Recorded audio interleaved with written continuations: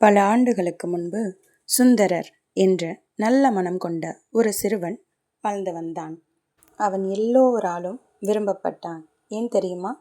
அவன் சிறப்பு வாய்ந்தவன். சிவபெருமான் அவரை தேர்ந்தெடுத்திருந்தார். ஒரு நாள் சுந்தரரின் திருமணம் நடக்க இருந்தது. எல்லோரும் மகிழ்ச்சியாக இருந்தனர். திடீரென ஒரு முதியவர் வந்து, இந்த திருமணம் நடக்கக்கூடாது, இந்த இளைஞன் என் அடிமை என்றார். சுந்தரர், என்ன சொல்கிறீர்கள்? நான் உங்களை அறியவே இல்லை என்றார். முதியவர் ஒரு ஓலைச்சுவடியை காட்டினார். அனைவரும் என்னுடன் கோயிலுக்கு வாருங்கள், உண்மை புரியும் என்றார். சிறிது நேரத்தில் சிரித்தபடி அந்த முதியவர் மறைந்து போனார். அப்போதுதான் சுந்தரருக்கு உண்மை புரிந்தது, அது சிவபெருமான் என்று. அந்த நொடி முதல் சுந்தரர் சிவபெருமானின் பக்தராக ஆனார். சிவபெருமானை எண்ணி பாடல்கள் பாடினார். அந்த பாடல்களே தேவாரம் என்று அழைக்கப்படுகின்றன.